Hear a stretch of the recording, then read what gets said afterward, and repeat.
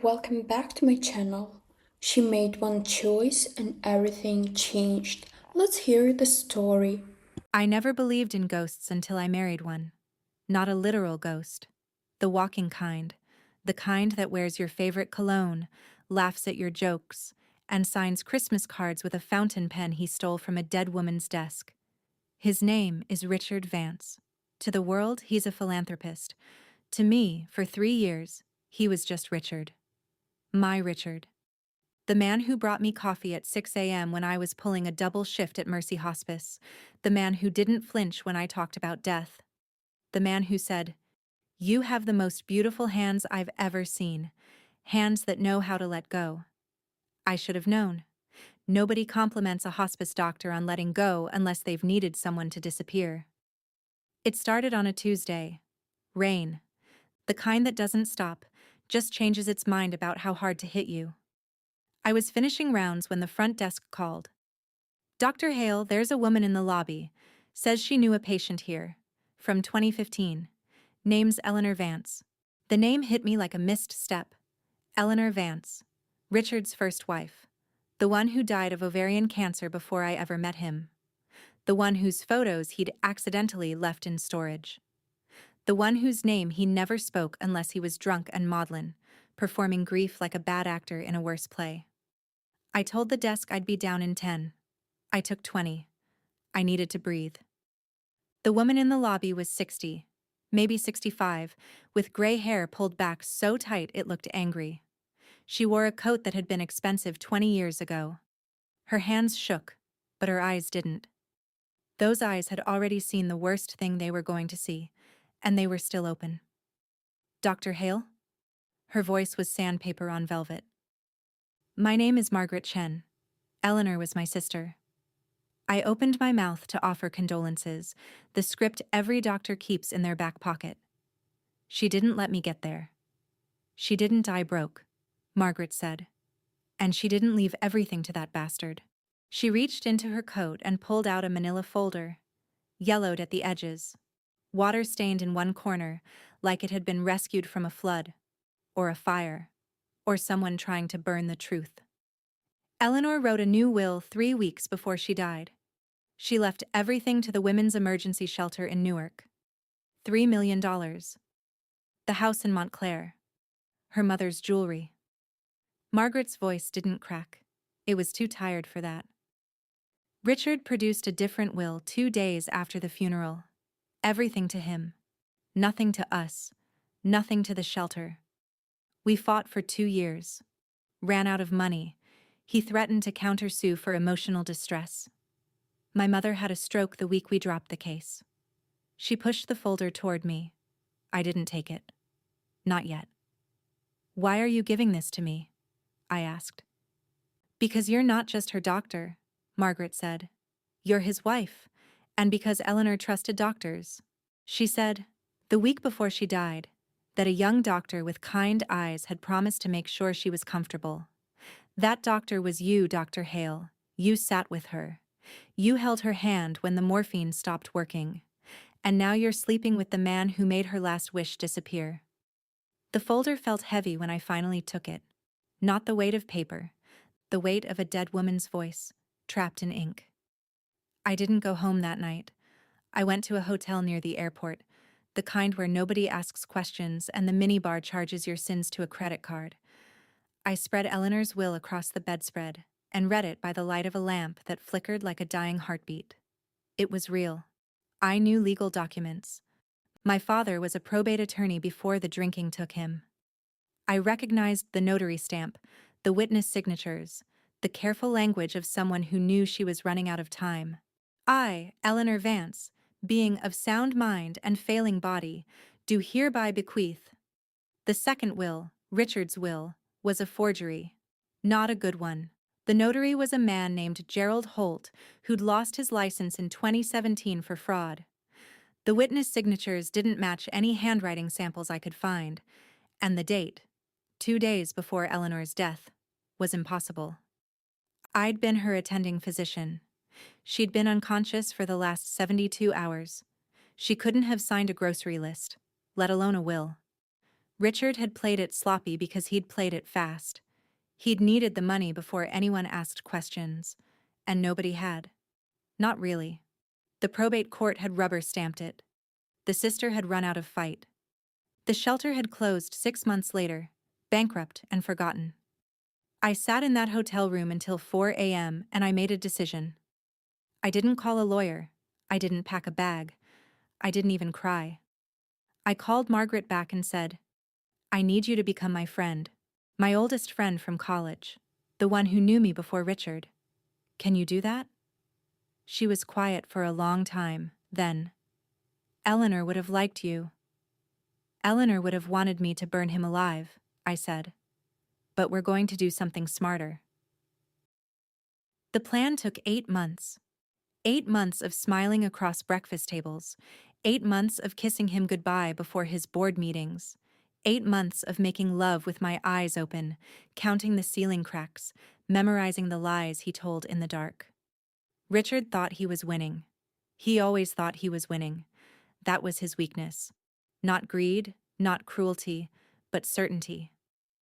The absolute, unshakable belief that he was the smartest person in every room. He'd gotten away with Eleanor's will because nobody had challenged him properly. He'd gotten away with everything because the world kept letting him. I wasn't going to let him. Margaret moved into a rental 2 blocks from our house in Princeton. She was Claire, my college roommate, recently divorced, trying to start over. Richard bought it immediately. Another victim for his collection, another woman he could charm with wine and stories about his difficult first marriage. He didn't recognize her. Why would he? He'd only seen Margaret once, at the funeral, from across a cemetery. She'd been 40 pounds heavier then, with brown hair instead of gray. Grief changes a face more than time. We started with the money. Richard was careful, but not careful enough. He'd moved Eleanor's $3 million through a shell company, Vance Holdings LLC, into an account in the Cayman Islands. From there, it had been laundered through real estate, a condo in Miami, a strip mall in Orlando, an investment property in Scottsdale that was actually just a P.O. box and a deed. Margaret was better at research than I was. She spent her days in the Princeton Public Library, wearing reading glasses she didn't need, pulling property records and corporate filings. I spent my nights in Richard's home office, photographing documents while he slept the sleep of the untroubled. He kept everything. That was the thing about men like him. They couldn't throw away proof of their victories. Eleanor's forged will was in his safe, behind a painting of a sailboat he'd never sailed. The original LLC filings were in a file cabinet labeled Taxes 2015. The offshore account statements came to his email, which he accessed on a laptop he left unlocked because he trusted me. I hated that most of all. The trust.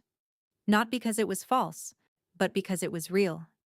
He trusted me because I was useful, because I asked the right questions at dinner parties, because I looked good on his arm and never complained about his hours. He trusted me the way you trust a good appliance. By month 4, we had the paper trail.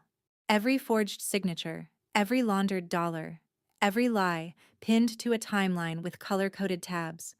But paper wasn't enough. Paper could be explained. Paper could be lawyered. I needed something that would make him choke on his own words. I needed Eleanor. I found her on a rainy Thursday in March. Not Eleanor herself. Eleanor was ash in a cemetery plot Richard had chosen because it was near a golf course he liked. I found the next best thing. Her name was Linda Marsh, and she'd been Eleanor's night nurse at Mercy Hospice. I'd remembered her because she'd been kind in a way that didn't perform, the kind of kindness that brings ice chips without being asked, that adjusts a pillow at 3 a.m. without waking you. I'd liked her. I'd written her a recommendation letter when she left to work at a private clinic in Philadelphia. I found her through a nursing registry, called her from a burner phone, asked if she remembered Eleanor Vance. The silence on the other end lasted so long I thought she'd hung up. I remember everything, Linda finally said. And I have a video.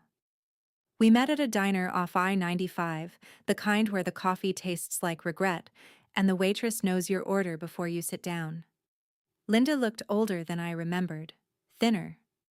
There was a scar above her left eyebrow that hadn't been there before, and she kept her right hand in her lap, like she was hiding something. He paid me $10,000, she said, without preamble. To forget. To say Eleanor was unconscious her last 3 days. To say there were no visitors, no recordings, no final words. She pulled out a phone. Not a smartphone, an old flip phone, the kind from 2015, held together with electrical tape. I didn't take his money because I wanted it, Linda said. I took it because he said he'd ruin me if I didn't. He knew people. He'd make sure I never worked again. And I had a daughter. Single mother. You do the math. She opened the phone. The screen was cracked, but the video played. Eleanor Vance, 43 years old, looking 90. The cancer had eaten her from the inside out, but her eyes were still Eleanor's eyes, sharp, tired, furious. She was propped up on pillows in the hospice bed I'd sat beside, the same bed where I'd held her hand and promised her peace. This is my last will and testament, Eleanor said. Her voice was a whisper, but it carried. Not the one my husband will try to forge. This is the real one. I, Eleanor Vance, leave everything I have to the women's emergency shelter in Newark. Richard doesn't know. He thinks I'm too drugged to think. He thinks he can take it all when I'm gone. She coughed. Linda's hand, younger then, unmarked, reached into frame with a tissue. Richard Vance forged my signature on our mortgage, Eleanor continued. He forged it on a life insurance policy I never agreed to. He's been stealing from me for years. And when I'm gone, he'll steal from whoever comes next. Whoever you are, whoever finds this, don't let him. Don't let him win again. The video ended. The diner was quiet. Outside, a truck passed on the highway, its horn a long, lonely note. Why didn't you use this? I asked. 8 years ago, when Margaret was fighting. Linda looked at her hands. The right one came up from her lap, and I saw what she'd been hiding. 3 fingers were stiff, bent at wrong angles. They'd been broken, and badly set. He found out I kept a copy, she said. Came to my apartment 2 weeks after I took his money. Said I needed a reminder about loyalty. My daughter was at a sleepover. Thank God. She put the phone on the table between us. I'm not afraid anymore, Linda said. My daughter's in college. My ex-husband has custody. I don't have anything left to lose. But you're his wife. You have everything to lose. Why are you doing this? I thought about Richard that morning, kissing my forehead before his meeting, telling me I was the best thing that ever happened to him, meaning it in his way. Because he thinks he owns me, I said. And I need to prove he doesn't. Linda nodded. She pushed the phone toward me. There's something else, she said. Something I didn't tell Margaret. Something I didn't tell anyone. She reached into her bag and pulled out a photograph. Faded, creased down the middle. A wedding picture. Richard younger, with a woman who wasn't Eleanor. Dark hair, nervous smile, a dress that didn't fit right. Her name was Patricia, Linda said. She was his first wife, before Eleanor. He told everyone she ran off with a salesman. But I knew Patricia. We were friends in nursing school. She didn't run. She disappeared. 3 weeks after she told me she was afraid of him. 3 weeks after she found out he was stealing from her parents' estate. I stared at the photograph. Richard's smile was the same. The same performance. The same teeth. The same angle of the head.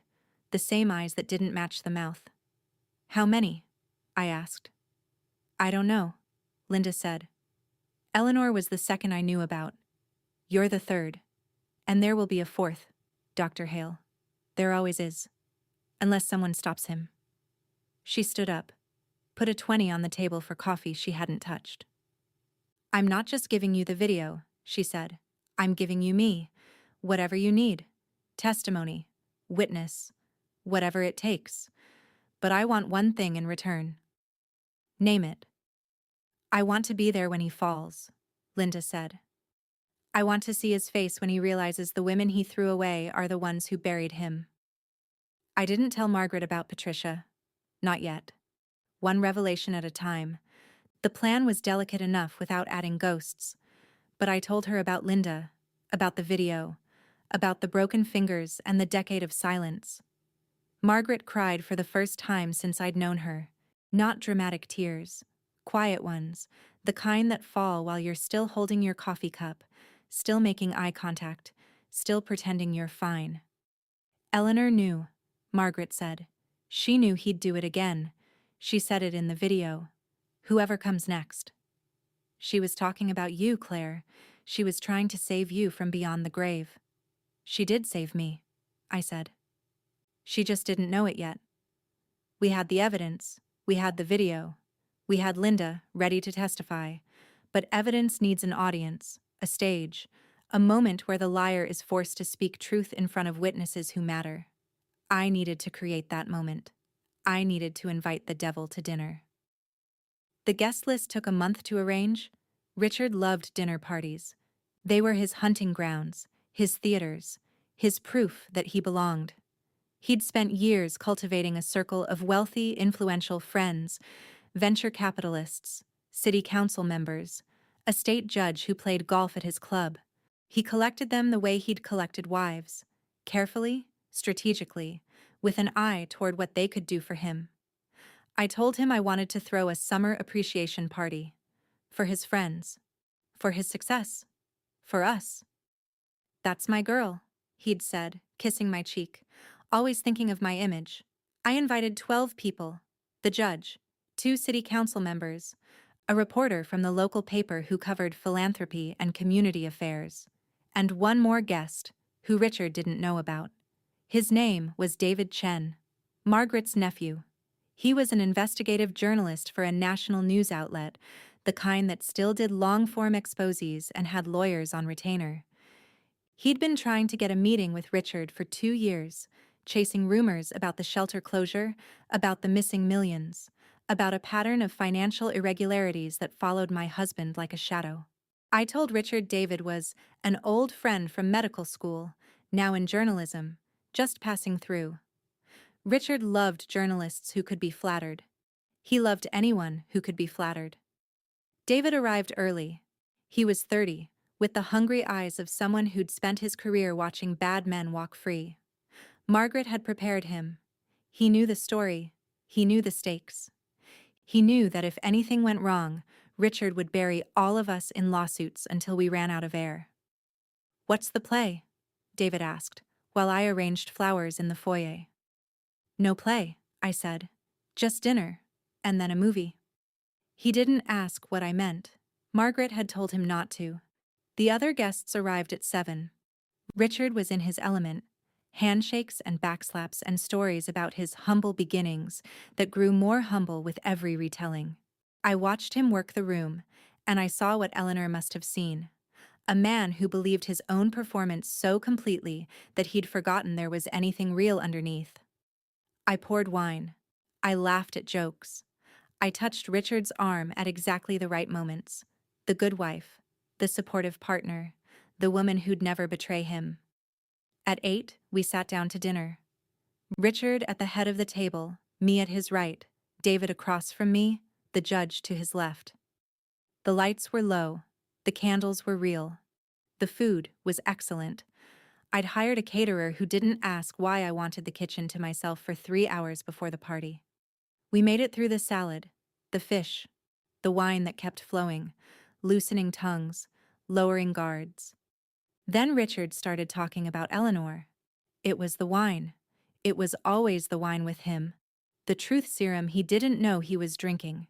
He talked about his tragic first marriage, the brave woman who fought so hard, the foundation I started in her memory to help women in need. The judge nodded solemnly. The council members murmured appreciation. David took notes on his phone, casual, like he was checking a text. "Eleanor would be so proud," Richard said, raising his glass. "She always believed in giving back. It's what she would have wanted." I waited for the murmurs to die down, for the glasses to touch the table, for Richard to look at me with that smile that had fooled me for 3 years. Then I reached under the table and pressed play on the remote in my lap. The screen behind Richard was hidden by a curtain I'd installed that afternoon, for ambiance. The curtain slid open on silent tracks. The projector, connected to David's laptop, connected to Linda's flip phone, hummed to life. Eleanor Vance filled the wall. She was dying on a screen 12 feet wide, and she was more alive than anyone in that room. Her whisper filled the silence like a shout. Her eyes found Richard's reflection in the camera lens and didn't look away. "This is my last will and testament, not the one my husband will try to forge." Richard's wineglass shattered on the floor. He didn't move. He sat there, red wine spreading across the white tablecloth like blood from a wound, and he watched himself being unmade. Frame by frame, word by word, the forged signature, the laundered millions, the threat to Linda, the broken fingers. "Richard Vance forged my signature." The judge stood up. The council members were staring. David was recording everything. Not just the video, but the room, the faces, the moment when a man's lies became a public execution. "Turn it off," Richard whispered. Nobody moved. "Turn it off." He lunged for the projector. David was faster, 20 years younger, with reflexes honed by years of chasing stories in dangerous places. He caught Richard's wrist and held it. "Not yet," David said. "She's not finished." Eleanor was finishing. Her last words, preserved for 8 years, delivered to the only audience that mattered. "Whoever you are, whoever finds this, don't let him. Don't let him win again." The screen went black. The room was silent except for Richard's breathing. Fast. Shallow. The breathing of a man who'd just been buried alive and didn't know it yet. "This is a setup," he said. His voice was high, cracking, nothing like the performance. "She was drugged. She didn't know what she was saying. The will I produced was legal. It was certified. Ask anyone." "I did ask," I said. My voice was calm. I'd practiced this moment for 8 months, and I was going to enjoy it. "I asked Gerald Holt, your notary. He's in federal prison now, by the way. Wire fraud. He was very cooperative when I mentioned your name. He kept copies of everything, Richard, even the stuff you told him to burn." Richard's face cycled through colors. Red, white, a sickly yellow. "You don't understand," he said. He was talking to me now. Just me. The way he always did when he needed to convince someone. The intimate voice. The one that used to make me feel special. "Claire. Baby." She was going to waste it. Give it to strangers. I was protecting our future. Our life. Everything I did for us. "There is no us," I said. "There never was. You married a hospice doctor because you thought I'd be good at letting go. You were wrong. I'm very bad at letting go." I stood up. The room stood with me. Margaret, emerging from the kitchen where she'd been waiting. Linda, walking through the patio doors she'd slipped through an hour ago, her broken fingers hidden in her sleeve, her eyes finally dry. David, still recording, still holding Richard's wrist, not letting go. "Margaret Chen," I said, "Eleanor's sister. She has the original will, the real one, notarized by someone who still has a license." "Linda Marsh," I continued. "Eleanor's nurse. She has the video, and the medical records that prove Eleanor was unconscious for the last 72 hours of her life, which means she couldn't have signed your forgery." "And me," I said. "I have 3 years of your tax returns, your offshore accounts, your property deeds, and enough documentation to keep the IRS, the FBI, and every journalist in America busy for the next decade." I leaned down, close enough to smell his cologne, the one I'd bought him, the one he'd worn while he lied to me. "You made one mistake, Richard," I whispered. "You married someone who knows where all the bodies are buried, because I buried some of them." I straightened up, looked at David, nodded. He let go of Richard's wrist, but he didn't stop recording. "The police are outside," I said. "Fraud division. They've been waiting for my signal, but I want you to know something before they take you. Richard was crying now. Real tears, not performance. Ugly and desperate and small. I want you to know that Eleanor won, I said. She said you'd steal from whoever came next. She was right. But she also said someone would stop you. She was right about that too. It just took longer than she thought. The doors opened.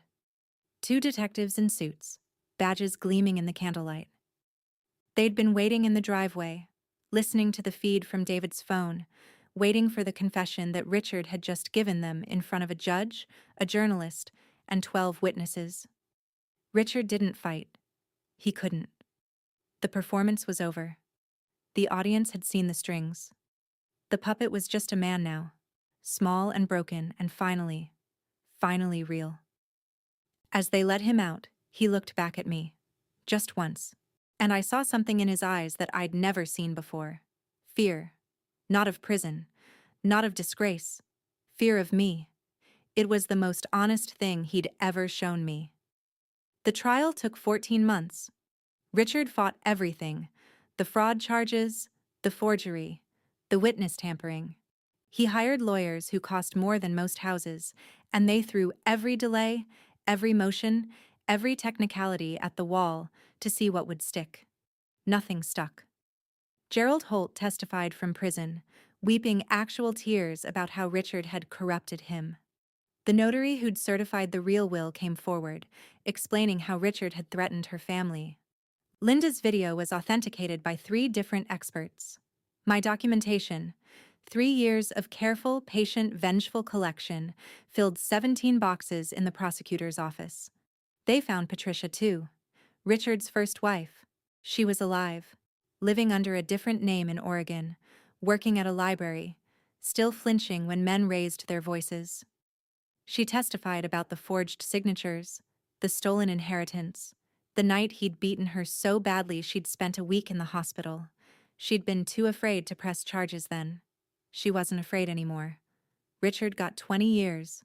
The judge, the same one who'd eaten fish at my dinner table, gave him the maximum, looking down from the bench with eyes that remembered Eleanor's face on my wall. "You didn't just steal money," the judge said. "You stole trust. You stole safety. You stole the last wishes of a dying woman and used them to build yourself a throne. There is no sentence long enough for that. But this court will impose the longest one available." Richard didn't look at me as they led him away. I didn't need him to. I wasn't there for his eyes anymore. I was there for Eleanor's, for Margaret's, for Linda's and Patricia's and every woman who'd ever been told to be quiet, to let go, to disappear. The shelter reopened 6 months later. It wasn't in Newark. The original building had been sold, gutted, turned into condos. We found a new space, a building in Princeton actually. 3 stories, brick, with a garden in back, and a kitchen that smelled like possibility. It had been Richard's investment property, the one in his name, bought with Eleanor's money, held through the shell company that no longer existed. The court had seized it, liquidated it, returned the proceeds to the estate. But Margaret and I had made a proposal. Instead of selling the building, let us use it. Let us turn the thing he'd built with stolen money into something that would outlast him. The judge agreed. The prosecutor agreed. Even the IRS agreed, eventually, after enough paperwork.